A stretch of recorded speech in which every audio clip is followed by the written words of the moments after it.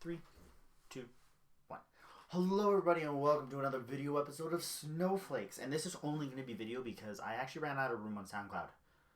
Which is amazing because that's 3 hours of original content because I released my new album, The Segue to End All Segues. Don't add segues because the jump cuts are kind of annoying. Even though I actually employ them sometimes. I try not to. But yeah, I finally released the full thing. It's been a long time in the making. So long I don't actually remember when I started it. All I know it is now done, and it's really weird because I have a lot of free time. Because I personally always forget how much time music takes, like, to make. It's not like, oh, I spend 3 or 4 hours on a song and I'm done. I have spent, usually most songs I spend about 20 hours probably in total working per song. I usually get down one per month. 20 hours are for the good ones. If I'm feeling a little bit quick and a little bit industrious, I can actually get one done in about 15 hours. But that's 15 hours of me sitting down and just trying new things and trying to make it work and everything. And I hate it when it sounds really repetitive. If I can't tell one song from another song, then there's a problem, which actually ended up happening. I had 2 songs that ended up on the album that actually sound really similar because they were made during the same time and I was trying out the same thing, but I both liked them and I thought they were different enough at the time that I could include them. And then in the end, I didn't actually feel like making another song because I'd made so many. There's a lot of songs or half songs or even like just intros that I've made creating this album that it just takes a lot out of you because you're trying to be really creative. And this was one of the first times I've ever had to truly force creativity, which is weird. Some people say you can't do it. I have found out that it is almost possible. You can shout at yourself in your head enough that usually something will pop out, and some of the songs on the album actually ended up coming out like that, which was just me sitting and hammering my face against the keyboard until something worked. And sometimes it didn't necessarily work. There were a few songs that I created, and even one which I won't tell you because I don't want you to think that, well, like, I actually will, because Ice was a pain to make. I wanted it to be so much better than it ended up being, and it really wasn't exactly what I wanted. But I put it out there anyways because this is realistic. As human.exe is literally just basically that. What you have there's the 12 songs that I have managed to complete from the start of the album to of the creation of the album to the end when I'm finished. And so the imperfections are part of what makes it, which is kind of the idea I was going for. And it's kind of weird because I'm a perfectionist when it comes to my work. I make everything to the best of my ability and sometimes try to make it even better than what I know I can do, and that's how I get better at it. And so having songs that weren't there, and probably I would have been willing to dedicate at least 100 more hours of work to the song, it just wasn't worth it. So I had to teach myself to live with something that everybody else will probably hear and think, that's pretty good, and me just thinking, oh, I can't handle it.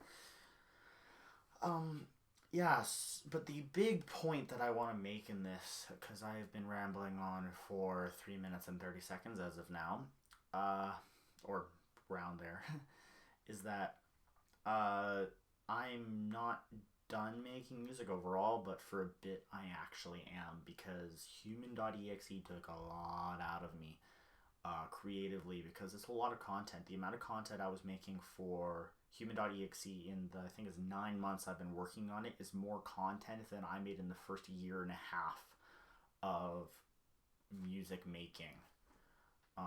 And that's a lot of work, and that's each one is an individual song, and the entire album's almost an hour and 30 minutes, I think, which is insane. No, not an hour and 30 minutes, about an hour long. And I have other things to do. I need to add things to YouTube because YouTube is practically bare. My YouTube is practically, there's like a single 2 songs from Extract the Dreamscape and a cover song, and then that's it. That's all that's there, and I want to migrate everything over because some people aren't comfortable using SoundCloud, and I found that talking with people is that they don't necessarily get how to use SoundCloud and how to make the most out of it, but they know how to use YouTube and they know how to work with YouTube. And so I really want to make that platform accessible because I want to make it easier for everybody to listen to my music, because I know SoundCloud isn't always the easiest thing to use because it's a pretty artist focus. If you're not really into music, SoundCloud is actually kind of a pain sometimes. But YouTube isn't so much. Now, I actually find YouTube being a pain sometimes because whenever you turn off your phone, it doesn't keep playing. But that's a problem for a different time.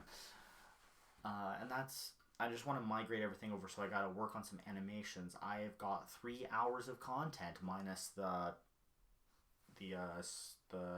SnøFlakes, the thing I'm recording right now, just normally, not with a video camera, which is kind of weird because there's a really bright light. And by the way, apologies for the bad video quality because I didn't feel like setting up my proper camera. I'm just using my laptop camera.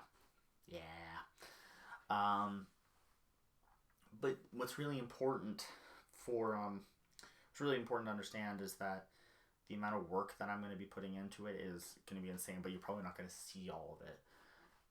Which is kind of disappointing because then people think you slacked off, and I promise I haven't slacked off. It's just really takes a lot of time. Each video that I end up rendering takes 3 or 4 hours to render, and that has to be while my computer is actively running, and I can't really do anything else on it because my computer can't handle that plus another game or a music, or like not music, Logic or something that I'm running at the same time. So, and I also have to repay because it's a not a subscription service, but the program I'm using for animations, I ran out on my demo, and I've got to go and buy it again, and it's expensive, and I got to pull money together for that because I don't make any money doing this, and I will be honest, I probably never will. It's just how music works nowadays.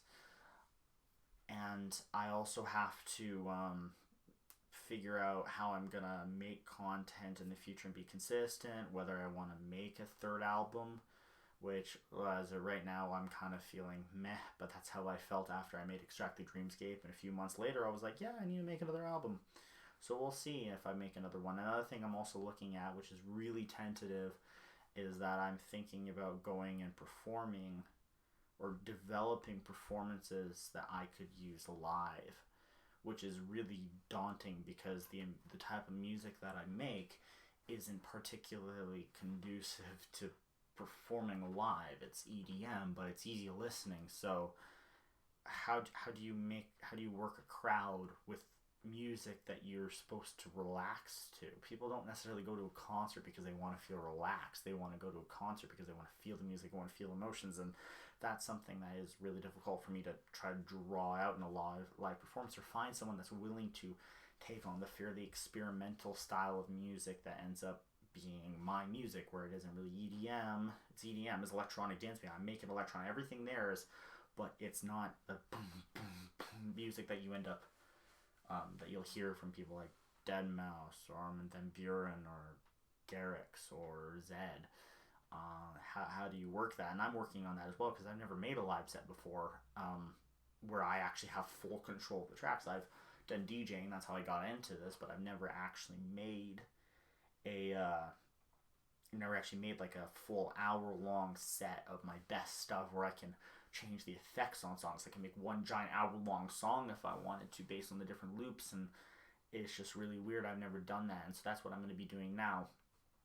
And I do want to look at places where I can go and update it live, and I can go and play, and I can kind of DJ this stuff, because I think that'd be really fun to go and try at least once at some point.